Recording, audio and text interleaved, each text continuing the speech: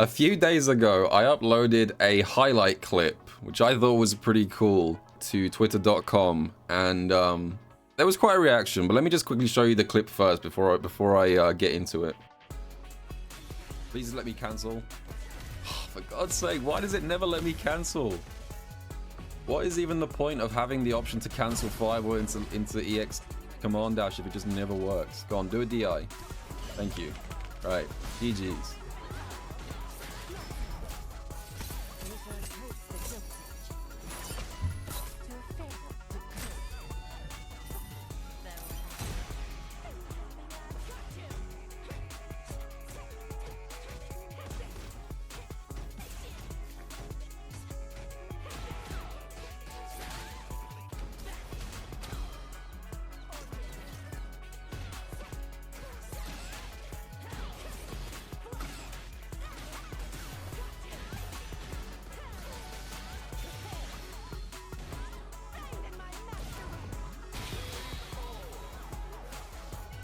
I think that was pretty good.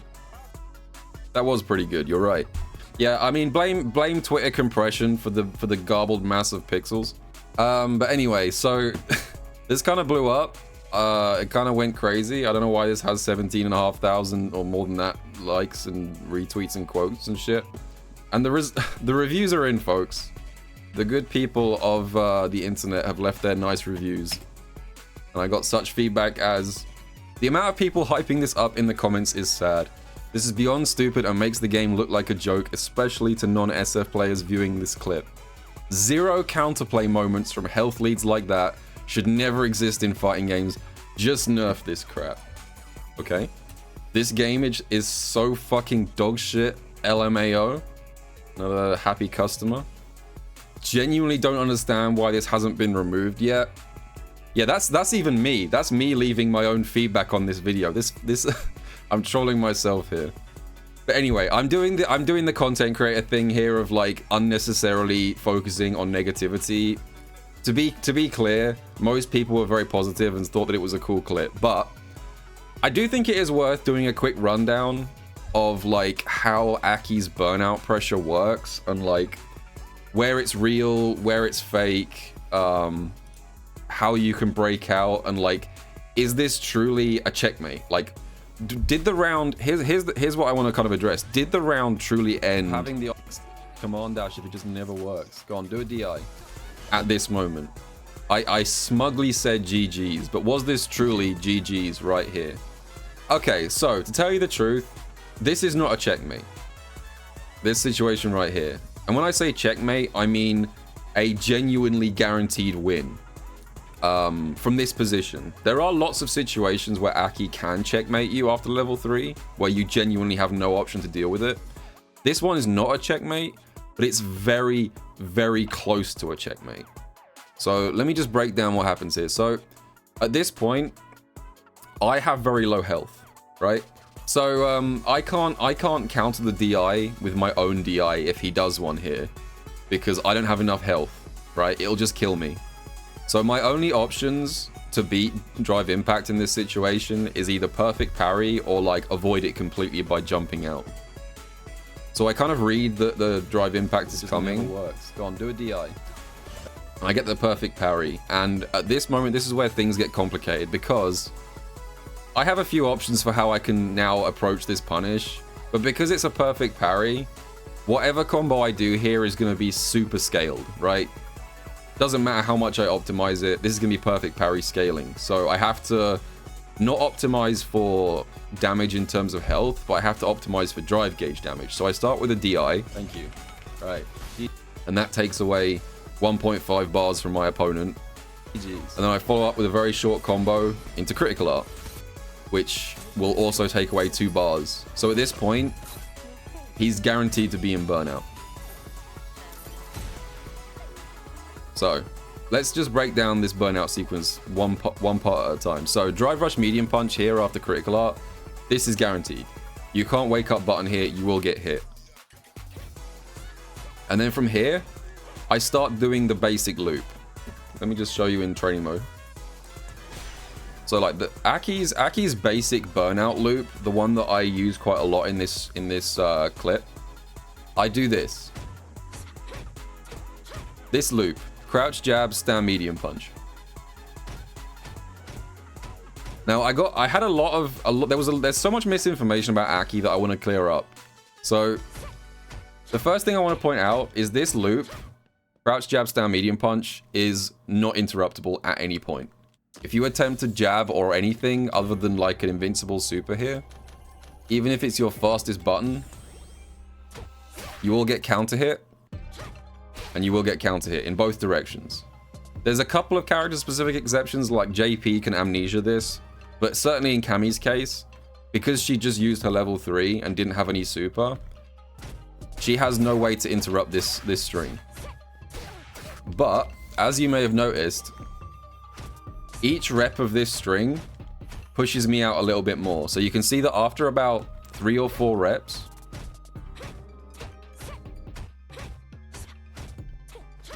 the jab whiffs, because it's not a true like looping infinite.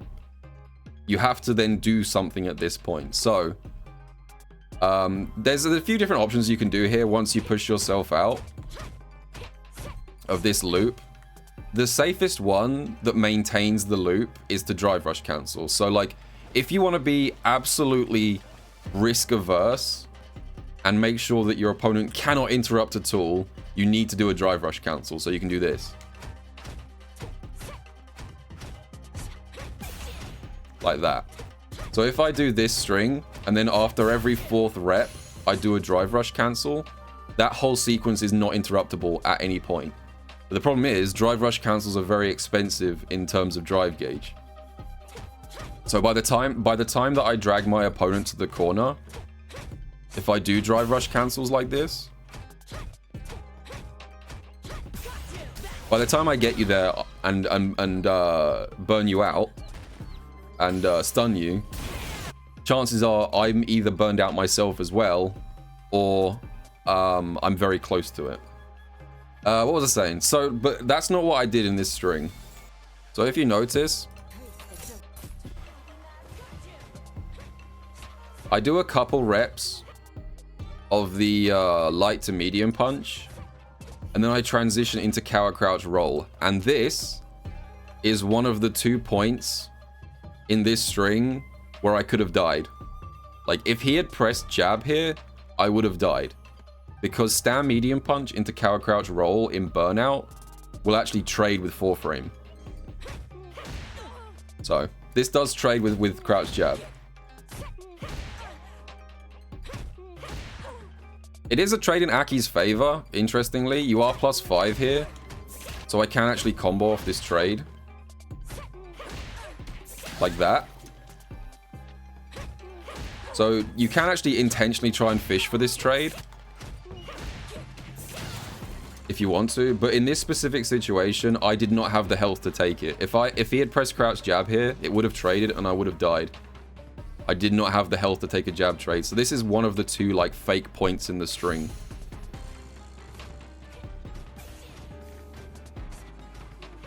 And here's the second one. So I did a second coward crouch roll cancel, and I got very lucky here actually. He did actually try and interrupt on this one. If he had pressed crouch jab here with reversal timing, it would have traded and I would have died. But he pressed it a little bit late, I think, or maybe he pressed like a medium, something a bit slower, and got counter hit. And at this point, once he got hit, counter hit by this cower crouch roll here,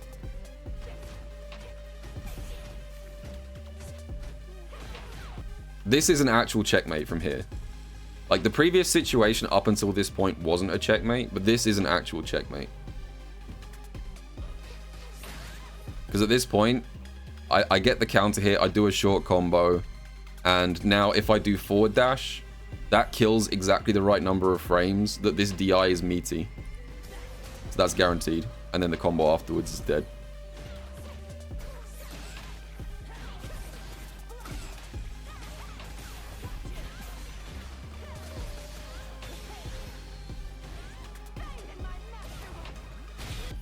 So yeah, so like I said, the 2 fake points in this string, in this situation, was the 2 times that I cancelled stand medium punch into cower crouch roll. And in terms of like countering Aki burnout pressure, the suggestion that I saw most people say was just block everything, right? If you just decide to just block everything,